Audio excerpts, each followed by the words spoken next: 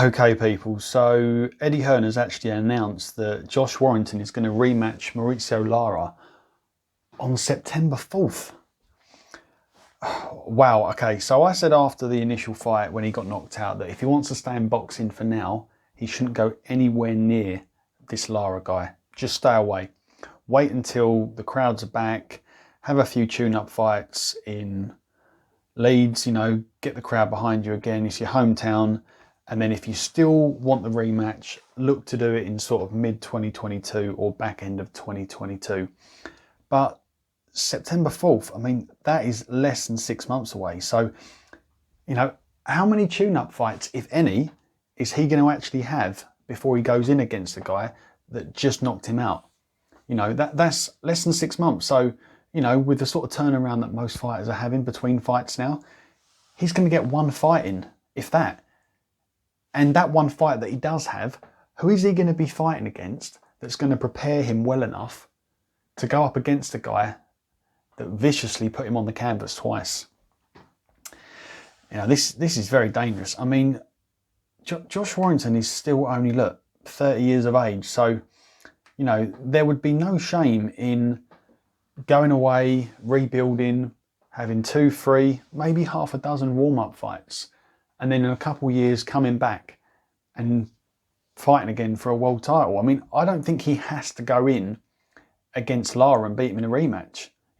If it was a close fight and it was, say, a 12 rounds points loss, I'd say fine, going for the rematch and put things right. But that first fight with Lara was pretty conclusive in my eyes. He got put down on the canvas twice hard. I don't need to see a rematch. But, yeah, it's very, very interesting. I did not think he would want to go anywhere near this guy, especially not, 6, 7 months after he'd just been put to sleep. But, Hearn in this article is pretty much saying what makes sense from a crowd capacity point of view.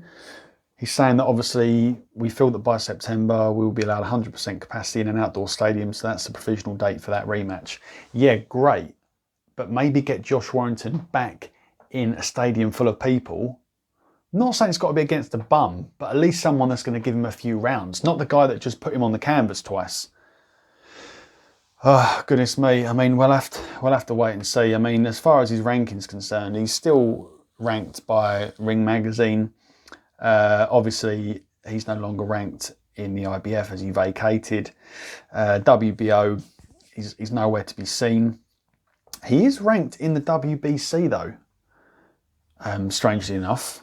But then again, I'm not even going to try and understand or get my head around how the WBC do their rankings, because we know it's complete and utter garbage.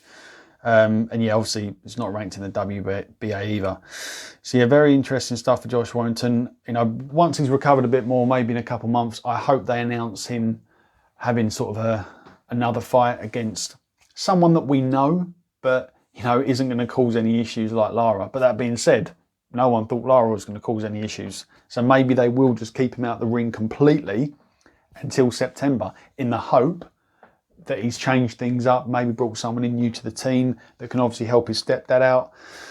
We'll have to wait and see, people. But yeah, just a quick one on the news that the rematch between Warrington and Lara is on, and we're looking at September 4th.